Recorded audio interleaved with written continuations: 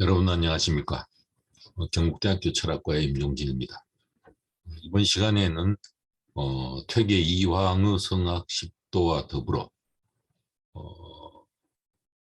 조선의 제왕학의 교과서라고 말할 수 있는 율곡이의 성학 지묘에 대해서 살펴보도록 하겠습니다.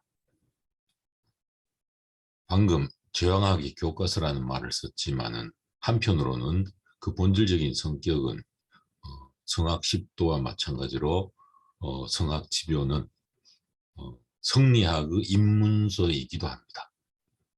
그렇기 때문에 이것은 한편으로는 직접적으로는 그 당시의 왕이었던 선조를 위한 저술이지만 다른 한편으로 보면은 유학을 공부하는 모든 사람들을 위한 입문서라고 말을 할 수가 있습니다. 그것은 어떻게 보면은 물론 군주제 하에서 왕조 정치의 상황 속에서 군주의 역할이 중요하기도 하지만 또 한편으로는 그러한 군주를 보좌하고 또 사회 전반적으로 유학의 정신을 직접적으로 담당하는 유학자들의 그 수준이랄까, 유학자들의 그 유학에 대한 제대로 된 올바른 이해, 이것이 어떻게 보면은 기초적인 성격을 가지기 때문에 그런 측면에서 본다면은 퇴계의 성학집도와 율곡의 성학지묘는 그 의미를 우리가 높게 평가를 할 수가 있는 거죠. 물론 이 성리학이 중국에서부터 출발을 해왔습니다마는 조선에 이르러 특히 이 퇴율에 살았던 조선 중기에 이르러서는 중국의 성리학에 대한 완전한 이해를 토대로 해서 그야말로 조선 나름대로의 문제의식을 갖고 또 한편으로는 성리학을 실천적으로 사회에 적용을 하는데 또 사회에 적용하는 거니까 정치에 연결시키는데 크게 힘을 썼던 시기였다고 볼 수가 있습니다. 그러면은 준비한 자료를 같이 보면서 이야기를 계속하도록 하겠습니다. 자, 여기 차례는 첫 번째는 율곡이에 관하여, 그 다음에 두 번째는 성학지묘에 관하여, 세 번째는 성학지묘의 번역서 및 해설서 해서 여러분들이 책을 선택을 하는데 도움이 되도록 하겠습니다. 사실 율곡이에 대해서는 다들 잘 알죠. 강원도 강릉에서 출생을 했고 본관은 덕수입니다. 즉 덕수이시죠. 여러분들 중에서는 예컨대 뭡니까 김해 김씨도 있을 거고 뭐 안동 권씨 뭐 이렇게 있죠. 그랬을 때 바로 그 앞에 붙여진 그 지명이 바로 본관이라는 겁니다. 원래 조상들이 살았던 곳 그것이죠. 근데 이 덕수이시의 유명한 인물로는 율곡이와 더불어 또 한 분이 있습니다. 바로 임진왜란 때의 최고의 영웅이죠. 바로 이순신 장군입니다. 충무공 이순신 장군이죠. 자, 율곡이의 자는 수컨이고 호는 우리가 잘 아는 율곡이외 석담우제라는 호도 썼습니다. 아버지는 이원수였고 어머니는 그야말로 조선시대의 대표적인 여류 인사죠. 인물입니다. 사임당 신씨, 즉 신사임당입니다. 그리고 율곡은 학문적인 그 수준과 그 학덕으로 인해서 역시 공자를 모신 사당인 문묘에 종양됩니다. 달리 표현하면은 공자님과 더불어 같이 제사상을 받는 유학자로서는 최대의 영예가 되죠. 그 이외에도 우리나라의 여러 서원에 배양되고 있습니다. 20여 개 서원에 배양되는데 그 중에 가장 중요한 서원은 바로 파주에 있는 자운서원입니다. 자운서원. 그러니까 이 율곡과 관련해서는 파주의 자운서원이 바로 퇴계 이황 선생과 관련되어서는 우리가 보통 우리 안동 예안의 도산서원 그러죠. 거기에 해당되는 서원입니다. 그리고 이 자원서원의 뒤쪽에 율곡 선생의 묘소도 같이 있습니다. 물론 율곡 선생 이외에 집안 묘소이기 때문에 어머니 묘소라든가 이런 여러 묘소들이 같이 있습니다. 여기 연본은 써놨습니다만 다 볼 수는 없겠고, 사실 우리 율곡과 관련해서는 다른 것보다도 많이 알려진 것이 여러분들하고 비슷한 시기, 조금 나이가 많을 겁니다만 그 시기에 지은 자경문이 사람들 입에 많이 회자되고 있습니다. 그렇기 때문에 오늘은 그 자경문을 한번 살펴보는 그 시간을 갖도록 하겠습니다.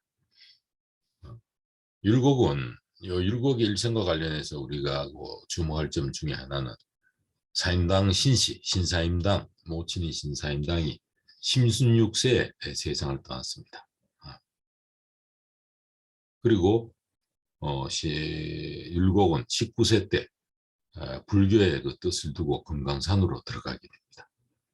사실상 어떻게 보면 출가라고 할 수 있죠. 젊은 시절의 방황일 수도 있고, 또 모친을 잃은 그 슬픔이 또 하나의 동기가 되었을 수도 있죠. 그렇지만은 1년 남짓한 기간이 지나고 나서 율곡은 다시 돌아옵니다. 그래서 20세 때 외가인 강릉으로 가서 이때 이제 자경문을 짓고, 자경문이란 건 뭡니까? 스스로를 경계하는 글이죠. 스스로 다짐을 하는 겁니다. 자, 이렇게 해야 되겠다, 이렇게 하지는 말아야 되겠다 하는 건데, 그리고 나서는 이때부터는 성리학에 전념하게 됩니다.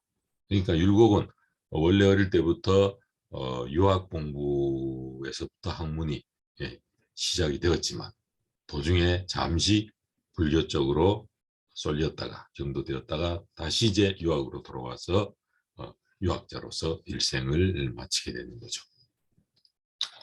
그리고 23세 때 되면은 23세 봄에 예안의 도산서원으로 가서 태계 이황 선생을 찾아뵙습니다. 그리고 이제 가르침을 청하게 되죠.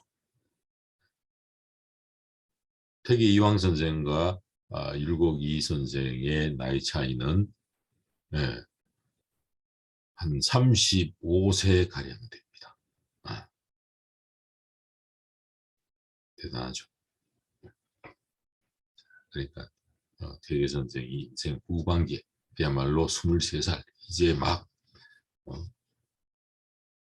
그야말로 학문에 대한 본격적인 역량이 표출되는 시기에 그 젊은 율곡 이를 만나서 학문적인 대화를 나눴다는 겁니다. 사실 율곡은 천재적인 자질을 보였죠. 13세 때 과거 시험 1차, 요즘 말로 하면 1차 시험에 합격합니다. 그러고 나서 29세 때 최종 합격할 때까지, 요즘식으로 말하면 요즘은 이름이 바뀌었습니다만 사법고시나 행정고시 최종 합격 대회까지, 그러니까 대략 13세에서 16세까지, 29세까지 16년 동안 9번을 과거 시험을 쳤는데 이 9번 다 합격을 하는 건 물론이고 장원급제를 했다. 9번 다.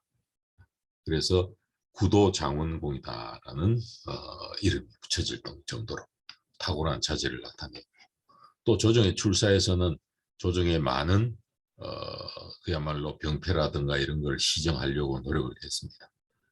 그리고 율곡은 호조판서, 이조판서, 형조판서, 병조판서 등등 이런 중요한 직책을 맡으면서 그야말로 조선이 올바른 나라가 되도록 하기 위해서 최선을 다했습니다. 그런데 불행히도 율곡은 49세 때 1584년에 세상을 떠나게 됩니다. 참으로 안타까운 일이죠. 자, 그러면은 율곡이 그야말로 불교에 잠시 뜻을 두었다가 다시 유학으로 돌아오면서 이제 그야말로 유학 공부에 전념하기 위해서 스스로를 경계하기 위해서 지은 이 글들을 한번 살펴보겠습니다. 율곡의 생애를 기록한 연보를 보면은 이 연보는 율곡 선생 전서 권 33, 부록 1, 연보 상이 나옵니다. 자, 을묘 34년 관로안에 친 말은 연보에 안 나옵니다. 근데 관로안에 들어간 말이 뭔 말이냐면 가정이라는 말인데 이거는 중국 황제의 연호입니다.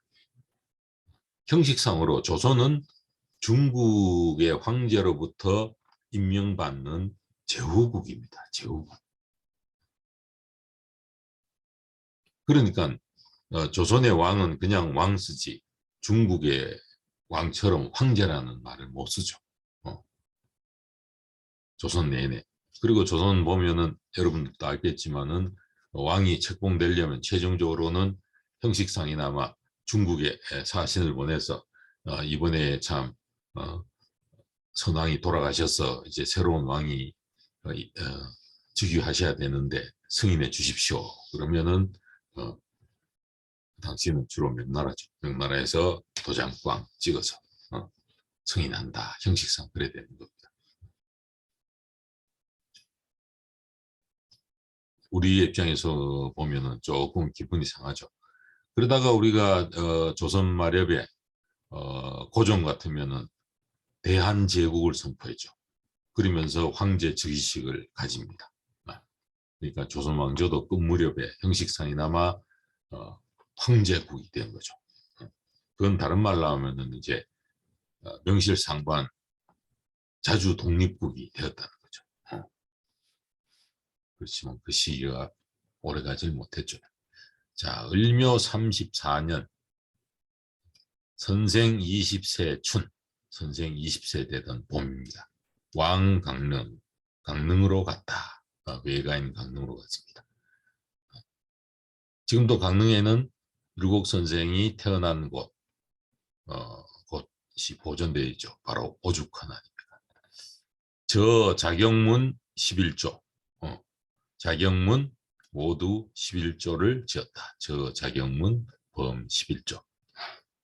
기 제1조왈, 연보에는 1조만 소개하고 있습니다. 기 제1조왈, 선수기 대지, 이 성인위 준칙, 1호 불급 성인, 오사 미료운. 네. 자, 번역은 그 다음에 이제 하겠습니다. 자, 그리고 이제 이 자경문이 어디에 실려 있느냐 하면은 역시 율곡 선생의 글을 모은 율곡 선생 전서 권 14 잡저 1 여러 가지 저수를 다 모아놓은 부분을 잡저라고 합니다. 그게 이제 자경문에서 등장하고 있습니다. 총 11개 조항입니다. 자, 근데 이 원래 자경문에는 뭐 제1조, 제2조 이런 거 없습니다. 근데 이제 요즘 이해를 돕기 위해서 보통 보면은 번역문 앞에 이제 제1조 같으면은 입지라고 해서 그 핵심적인 뜻을 살려서 그렇게 간단하게 앞에 이제 일종의 제목을 붙이기도 합니다. 예. 한문도 한번 읽을까요? 제1조는 읽었죠, 방금. 제1조 입지. 입지는 그대로 해석하면 뜻을 세우는 겁니다. 먼저 마땅히 그 뜻을 크게 가져 성인을 표준으로 삼아야 한다. 네. 유학의 궁극적인 목표는 바로 성인 되는 겁니다. 요즘 말로 하면은 인격 완성. 그야말로 자기의 올바른 완성을 위해서 그거를 목표로 해 나가야 된다. 그쪽에 뜻을 세워야 된다. 털끝만치라도 성인에 미치지 못한다면 나의 할 일은 아직 끝나지 않는 것이다. 그렇기 때문에 어떤 의미에서 보면은 우리가 성인 되기 위한 공부는 일생 동안 해야 되는 공부입니다. 우리 성인이라는 건 어떻게 보면은 우리의 이상적인 존재죠. 우리가 스스로를 생각하면 항상 뭡니까? 모자란 점이 느껴지죠. 그런 모자란 점을 정말 충분하게 채워나가는 이런 공부야말로 일생 동안 해야 되는 공부입니다. 자, 그 다음에 제2조 관련해서 보면은 본문은 심정자 언과 정심 자 과언시 시 연후 언 즉 언 부득 불가. 제2조 과언, 여기서 과언은 과자는 적을 과자, 언은 말씀 원자니까 말을 적게 한다. 말을 너무 쓸데없는 말을 많이 하지 않는다는 겁니다. 자, 해석을 보면은 마음이 안정된 자는 말이 적으니 마음을 안정시키는 일은 말을 줄이는 것으로부터 시작된다. 때가 된 뒤에 말을 한다면 말이 간략하지 않을 수 없다. 예, 우리가 심리적으로 안정된 상태가 되면은 말도 어떻게 됩니까? 필요한 말만 제대로 잘 할 수가 있죠. 근데 우리가 거꾸로 이 마음이 불안하거나 흔들리거나 할 때 그 마음을 안정시키는 방법 중에 하나도 말을 줄이는 겁니다. 그렇기 때문에 혹시 여러분들이 마음이 불안하거나 이럴 때 오히려 말을 많이 할 것이 아니라 오히려 말을 줄이면서 내면의 안정을 찾도록 하면 되는 거죠. 그리고 마음이 안정된 뒤에 그야말로 적절한 때에 말을 한다면은 말을 불필요한 말 없이 말을 핵심적인 내용을 제대로 간결하게 말을 할 수가 있게 됩니다. 자, 그 다음 3조는 이제 정심 그랬습니다. 제3조 정심. 마음을 안정시킨다 그랬습니다. 요, 한번 원문을 볼까요? 조금 길죠. 구방지심, 일조수지, 등력, 기가용이, 심시활물, 정력미성, 즉 요동나난, 약 사려분요시, 자기염악, 욕절지, 즉 유각분요, 숙기홀멸, 사불유화, 가사단절, 지차단절진염, 횡재흉중, 차역망념야, 항어분요시, 수렴정신, 경경조관, 물여지부왕, 용공지구, 필요응정지시, 집사전일, 차역정신공부.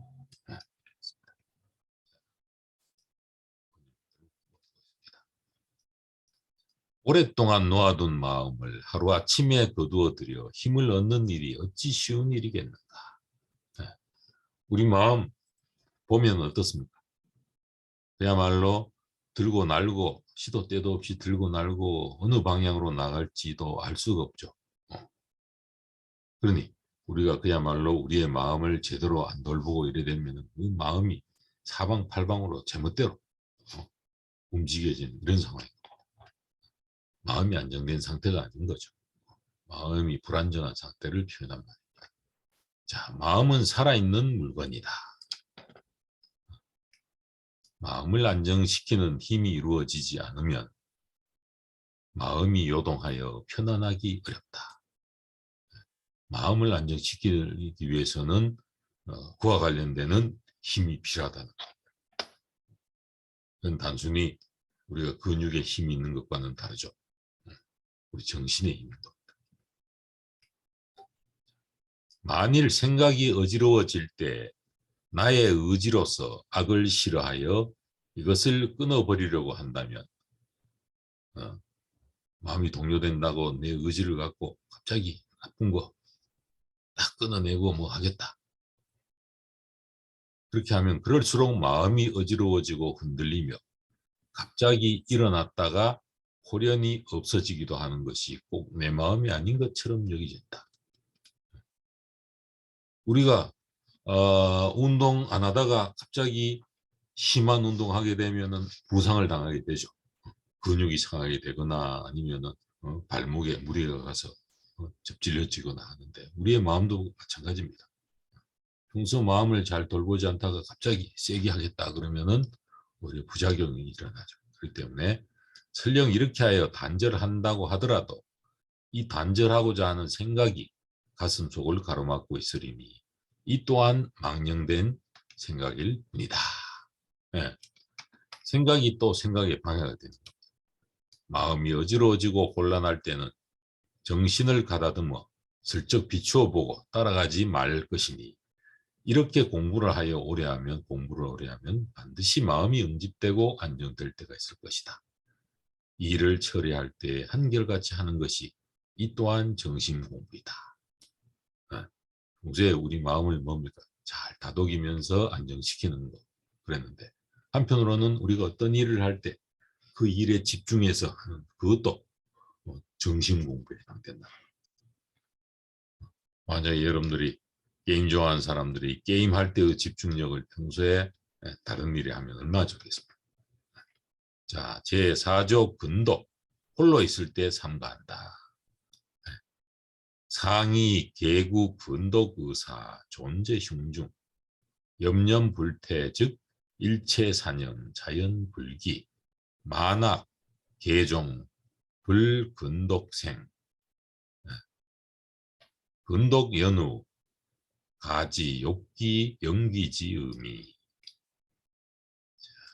늘 경계하고 두려워하며 홀로 있을 때에도 삼가는 생각을 가슴속에 담고서 유념하여 게을리함이 없다면 일체의 생각이 자연히 일어나지 않게 될 것이다. 항상 평소에 그런데 우리가 주의를 기울여야 된다. 우리의 마음이 제대로 된 상태를 유지하도록. 모든 악은 모두 홀로 있을 때 삼가지 않음에서 비롯된다. 홀로 있을 때 삼간 후라야 기수에서 목욕하고 노래하며 돌아온다는 의미를 알 수 있을 것이다. 기수에서 목욕하고 노래하며 돌아온다는 것은 논어에서 공자와 그 제자들이 이제 공자가 제자들 보고 원하는 게 뭐냐 그걸 물었을 때 여러 제자들이 뭐 나라를 다스리는 일 일으켰을 때 어떤 제자는 봄날에 그야말로 기수라는 노나라의 수도인 곡부 쥐프의 근처에 있는 강가에서 목욕하고 새 옷 입고 노래하면서 돌아오겠다 대답을 했을 때 공자가 그야말로 정말 그 뜻이야말로 큰 뜻이다 하고 인정을 해줬다는 겁니다. 그러니 우리의 마음이 홀로 있을 때도 삼가해서 올바른 마음을 유지했을 때 바로 진정한 이 세계와 호흡하는 큰 마음을 가질 수가 있다는 겁니다. 자, 제5조 독서 책 읽기입니다. 효기 사조지 소위지사 식후 사주지 소위지사 취침시 사명일 소위지사 무사즉 방하 유사즉 필사 득처치합의지도 연후 독서 독서자 구변시비 시지행사야 약불성사 오련독서 즉위 무용지학 새벽에 일어나서는 아침나절에 해야 할 일을 생각하고 밥을 먹은 뒤에는 낮에 할 일을 생각하고 잠자리에 들었을 때에는 내일 해야 할 일을 생각해야 한다. 일이 없으면 그냥 있지만 일이 있으면 반드시 생각을 하여 합당하게 처리할 방도를 찾아야 하고 그런 뒤에야 글을 읽는다. 그저 책만 읽는 것이 아니죠. 어떻게 보면은 우리가 일상생활 속에서 해야 될 일 제대로 하는 것 그게 우선돼야 된다. 그렇게 일을 할 때는 제대로 잘 생각을 해서 그게 합당하고 올바른 방식으로 일이 되도록 해야 되는 거죠. 그런 뒤에 이제 글을 읽어야 된다. 요즘 우리가 글 공부만 잘하면 된다. 글 공부만 잘하면 된다라고 하는데 옛날 공부는 그게 아니죠. 그 앞에서 봤습니다만 인격 완성을 위한 공부가 주요한 공부이기 때문에 그런 겁니다.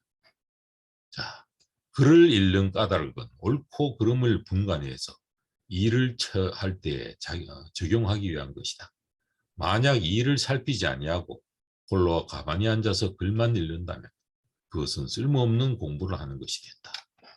예, 그러니까 율곡의 자격문을 토대로 한다면 그저 공부만 잘해서 예컨대 과거 시험 합격하고 높은 벼슬 하고 그게 중요한 게 아닌 겁니다. 정말 제대로 된 인격을 갖추고 올바르게 일을 처리하고 이래 돼야 글 공부한 것이 그렇게 그러한 것에 도움을 줘야 그 공부가 올바른 공부가 된다는 겁니다. 근데 우리가 심하게 말하면 공부는 잘해서 남들이 볼 때 그럴싸한 일을 하게 되고 사회적인 지위를 갖게 되는데 그 인격이 정말 뭡니까? 제대로 충분히 성숙되지 못하고 올바르지 않는다라고 한다면은 그는 유학의 관점에서 보면은 제대로 된 공부가 이루어지지 않은 게 되는 겁니다. 그런 측면에서 보면은 유학의 공부는 여전히 오늘날 시사하는 점이 많은 거죠. 자, 그 다음 제6조 소재 욕심. 우리 소재는 청소하는 겁니다. 욕심을 없애야 된다. 재리 영리 수득 소재 기념 약처사시 유일호 택편의지념 즉 차역 이심야 우가성찰. 재물을 이롭게 여기는 마음과 영화로움을 이롭게 여기는 마음은 비록 그에 대한 생각을 쓸어 없앨 수 있더라도 만약 일을 처리할 때 조금이라도 편한 것을 선택하려는 마음이 있다면 이것도 또한 이로움을 탐하는 마음이니 더욱더 살펴봐야 한다. 자, 이로움, 내한테 이익되는 거. 특히 우리가 뭡니까? 재물, 요즘 말로 하면은 이 경제력, 돈, 영화, 사회적인 높은 지위였고 이름 떨치고 뭐 하는 이런 거. 근데 바로 그런 데만 우리의 정신이 쏠려서는 안 된다는 겁니다.